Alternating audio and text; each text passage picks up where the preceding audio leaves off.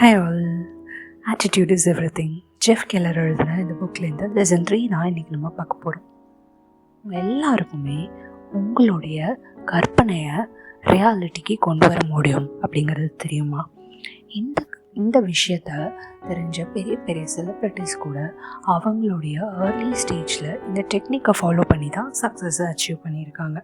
அது யார் எப்படி அச்சீவ் பண்ணாங்க அப்படின்னு பார்க்குறதுக்கு முன்னாடி என்னோடய சேனலை சப்ஸ்கிரைப் பண்ணல அப்படின்னா மறக்காமல் சப்ஸ்கிரைப் பண்ணிடுங்க. அண்ட் இந்த மாதிரி வீடியோஸ் பிடிச்சிருந்துச்சு அப்படின்னா பெல் ஐக்கனை கிளிக் பண்ணிவிட்டு தம்ஸ் அப்பும் கொடுத்துருங்க. ஓகே, இப்போ வீடியோவில் போகலாம். ஸ்லைன் டியோன் அப்படிங்கிறவர் உங்களுக்கு தெரியுமா? இவங்க யார் அப்படின்னா ஒரு ஃபேமஸான சிங்கர். இவங்களை தெரியாதவங்களுக்கு த டைட்டானிக் அப்படிங்கிற ஒரு மூவி வந்துச்சு இல்லையா, அந்த மூவியில் எவ்ரி நைட் இன் மை ட்ரீம்ஸுங்கிற பாட்டை இவங்க தான் பாடியிருக்காங்க. இவங்க கிட்ட ஒரு இன்டர்வியூவில் கேட்டிருக்காங்க, நீங்கள் எப்போவாது நினச்சி பார்த்துருக்கீங்களா இந்த மாதிரி பல்லாயிரக்கணக்கான ரசிகர்கள் உங்களுக்கு இருப்பாங்க, அண்ட் நீங்கள் உலகமாக நாடாக போயிட்டு இந்த மாதிரி பாடல் நிகழ்ச்சிகளை அரங்கேற்றுவீங்க அப்படிங்கிறத நீங்கள் எப்போவாது நினச்சி பார்த்துருக்கீங்களா அப்படின்னு கேட்குறப்போ அவங்க வந்து சிம்பிளாக சொன்ன விஷயம் என்ன அப்படின்னா, நான் இப்போ இல்லை, என்னோடய 5 வயசுலேருந்து இந்த மாதிரி விஷயங்களை மைண்டில் வந்து நான் வந்து விஷுவலைஸ் பண்ணுவேன். அதாவது நான் நிறைய ஸ்டேஜில் ஏறி பாடுற மாதிரியும், நிறைய அங்கே ஆடியன்ஸை நான் சுற்றி இருக்க மாதிரியும், அவங்க எல்லாருமே என் பாட்டை கேட்டு மயங்குற மாதிரியும் இந்த மாதிரி நான் ரிப்பீட்டடாக வந்து கற்பனை பண்ணி பார்ப்பேன். ஸோ இது எனக்கு புதுசு கிடையாது. இப்போ நான் அச்சீவ் பண்ணியிருக்கிற சக்ஸஸ் அப்படிங்கிறது எனக்கு எப்போவும் தெரியும். இந்த சக்ஸஸை நான் வந்து அச்சீவ் பண்ணுவேன், இந்த இடத்துக்கு நான் வருவேன் அப்படிங்கிறது எனக்கு முன்னாடியே தெரியும் அப்படின்னு சொல்லிட்டு அவங்க ஒரு இன்டர்வியூவில் சொல்லியிருக்காங்க. ஸோ உங்களுக்குமே இந்த சக்ஸஸ் வேணும், இல்லை நீங்களுமே இந்த மாதிரி உங்களோட கோல்ஸ் அச்சீவ் பண்ணணும் அப்படின்னா நீங்கள் பண்ண வேண்டியது என்ன அப்படின்னா, உங்களுடைய மென்டல் மூவியை வந்து கண்ட்ரோல் பண்ணணும். மென்டல் மூவி அப்படின்னா என்ன அப்படின்னு கேட்டிங்கன்னா விஷுவலைசேஷன் தான். உதாரணத்துக்கு நீங்கள் கண்ணை மூடிட்டு ஒரு யானையை பற்றி யோசிச்சு பாருங்களேன். யானை உருவம் தெரியுது இல்லையா, அப்போது அந்த யானை பக்கத்தில் ஒரு குட்டி பூனை இருக்க மாதிரி விஷுவலைஸ் பண்ணுங்கள். இப்போ அந்த பூனையும் யானையும் தெரியுது இல்லையா, இப்போ அதே பூனை அந்த யானை மேலே ஏறி நிற்கிற மாதிரி கற்பனை பண்ணி பாருங்கள். அதுவும் உங்களால் பண்ண முடியுது, கரெக்டாக? இப்போது அந்த பூனை யானை மாதிரி கத்துற மாதிரி காட்சிப்படுத்தி பாருங்கள். பண்ண முடியுதா? ஓகே, இதெல்லாமே பண்ண முடியுது அப்படின்னா உங்களோட சக்ஸஸையும் உங்களால் வந்து கற்பனை பண்ணி பார்க்க முடியும், அதை ரியாலிட்டிக்கு கொண்டு வர முடியும் அப்படிங்கிறத தெரிஞ்சுக்குங்க. ஓகே, இப்போது சில பேர் என்ன பண்ணியிருப்பீங்க அப்படின்னா, ஒரு உதாரணத்துக்கு சொல்கிறேன். இப்போ நீங்கள் வந்து உங்கள் லைஃப்பில் ஏதோ ஒரு இடத்துல ஒரு லவ் ஃபெயிலியர் ஆயிடுச்சுன்னு வச்சுக்கோமே. லவ் ஃபெயிலியர் ஆயிடுச்சு. இப்போ நீங்கள் வந்து திருப்பியும் ஒரு லவ் பண்ணுறீங்க அப்படிங்கிறப்போ உங்களுக்கு அந்த பாஸ்ட்டில் கிடச்ச எக்ஸ்பீரியன்ஸை வச்சு என்ன பண்ணுவீங்கன்னா, இந்த மாதிரி திருப்பியும் என் லைஃப்பில் நடந்துருச்சுன்னா என்ன பண்ணுறதுன்னு திருப்பியும் உங்களை அறியாமவே பாஸ்ட்டில் நடந்த விஷயங்களை ரீவைண்ட் பண்ணி பார்ப்பீங்க. ஸோ இது என்ன ஆகும் அப்படின்னா, இப்படி ரீவைண்ட் பண்ணி பார்க்குறதுனால திருப்பியும் ப்ரெசண்ட்லேயும் அதே மாதிரி விஷயங்கள் இல்லை அதே மாதிரி சிச்சுவேஷன்ஸை க்ரியேட் பண்ணி கொடுக்கும். இது உங்களுக்கு தெரியாமவே நீங்கள் பண்ணுற விஷயம். இப்போ உங்களுக்கு தெரிஞ்சிருச்சு இல்லையா, அப்போ என்ன பண்ணணும் அப்படின்னு கேட்டிங்கன்னா, நான் சொன்ன மாதிரி உங்களோட மென்டல் மூவிஸை வந்து கண்ட்ரோல் எடுக்கணும். கண்ட்ரோல் மட்டும் இல்லாமல் நீங்கள் வந்து நியூ மூவி க்ரியேட் பண்ணணும். சரி, அது எப்படி நான் நியூ மூவி க்ரியேட் பண்ணுறது அப்படின்னு கேட்டிங்கன்னா, இப்போது பாஸ்ட்டில் உங்களுக்கு பேடான எக்ஸ்பீரியன்ஸ் கிடச்சிருக்கோம், இல்லைன்னா நிறைய ஃபெயிலியர்ஸ் ஃபேஸ் பண்ணியிருப்பீங்க. அதை வந்து நீங்கள் இப்போது எப்படி ரீக்ரியேட் பண்ணணுன்னா, அதே சுச்சுவேஷனை வந்து உங்களுக்கு பிடிச்ச மாதிரி நடந்தால் எப்படி நீங்கள் வந்து ஃபீல் பண்ணியிருப்பீங்க அப்படிங்கிறத நீங்கள் கற்பனை பண்ணி பார்க்கணும். ஒரு எக்ஸாம்பிளுக்கு, இப்போ வந்து நீங்கள் ஸ்கூல் படிச்சுட்ருக்கீங்கன்னு வச்சுக்கோமே. ஸ்கூல் படிக்கிறப்போ உங்களோட டீச்சர் உங்ககிட்ட ஏதோ ஒரு ஒப்பீனியன் கேட்குறாங்க. ஸோ அந்த ஒப்பீனியன் கேட்குறப்போ நீங்கள் வந்து பாஸ்ட்டில் என்ன ஆயிருக்குன்னா, நீங்கள் சொன்ன ஆன்சர் வந்து தப்பு, இல்லை உங்கள் ஒப்பீனியன் தப்புன்னு சொல்லிட்டு எல்லாருக்கும் முன்னாடி டீச்சர் வந்து அதை வந்து ரிஜெக்ட் பண்ணிடுறாங்க. ஸோ உங்களை சுற்றி இருக்கிற ஸ்டூடெண்ட்ஸ் எல்லாருமே உங்களை கேலி பண்ணியிருக்காங்க. அதனால் என்ன ஆகுது, உங்களுக்கு ப்ரெசென்ட்டில் வந்து இப்போ யாராவது உங்ககிட்ட ஒப்பீனியன் கேட்டால் கூட அந்த விஷயம் தான் மைண்டுக்கு வருது. ஸோ அதனால் நீங்கள் ஒப்பீனியன்ஸ் பெருசாக வந்து சொல்கிறதில்ல.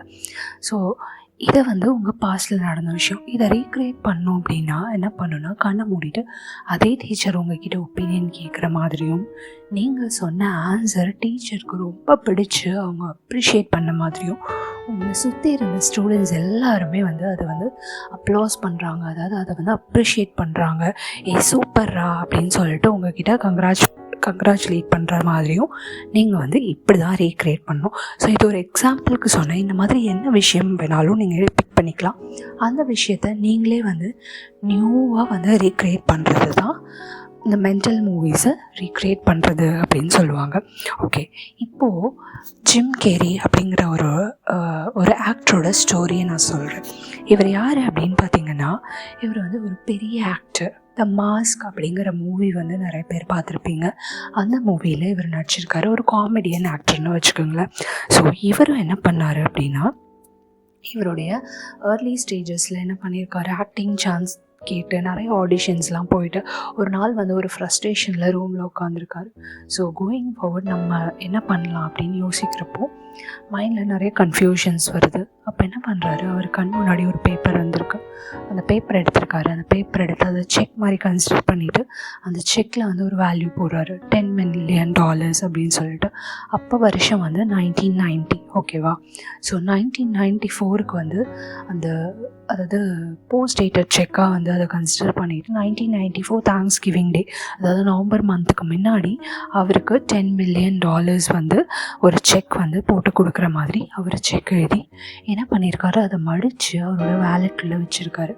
எப்பப்பெல்லாம் அவர் வந்து ஃப்ரஸ்ட்ரேட்டடாக ஃபீல் பண்ணுறாரோ, இல்லை எப்பப்பெல்லாம் வந்து டவுனாக ஃபீல் பண்ணுறாரோ, அப்பப்பெல்லாம் அதை வந்து அவர் எடுத்து பார்த்து இல்லை நான் அச்சீவ் பண்ணுவேன் அப்படின்னு சொல்லிட்டு அதை கற்பனை பண்ணியிருக்காரு.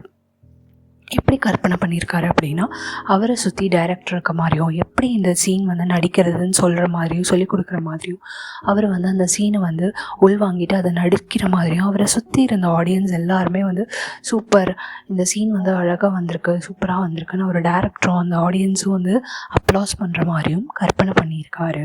ஓகே, இப்படி பண்ணுறப்போ என்ன ஆகுது அப்படின்னா, 1994 அவருக்கு வந்து சான்ஸ் கிடைக்குது. த டம்ப் அண்ட் டம்பர் அப்படிங்கிற மூவி, ஏஸ் வென்ச்சுரா அப்படிங்கிற மூவி, அதுக்கப்புறம் த மாஸ்க் இந்த மூவி, இந்த 3 மூவிஸ்க்குமே சேர்த்து அவர் செக் வாங்கினது ஏர்ன் பண்ண அமௌண்ட்டுன்னு பார்த்தீங்கன்னா $20 million.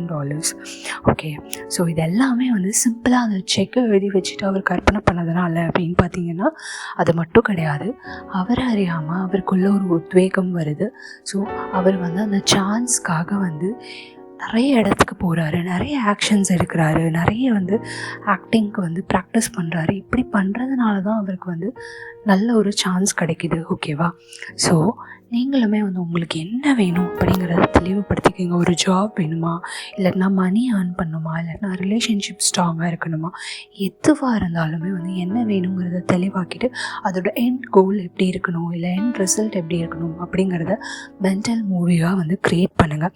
ஸோ நல்லா புரிஞ்சுக்கோங்க, இதை க்ரியேட் பண்ணுறதுக்கு முன்னாடி இதை 2 வகையாக ஒர்க் ஆகும்.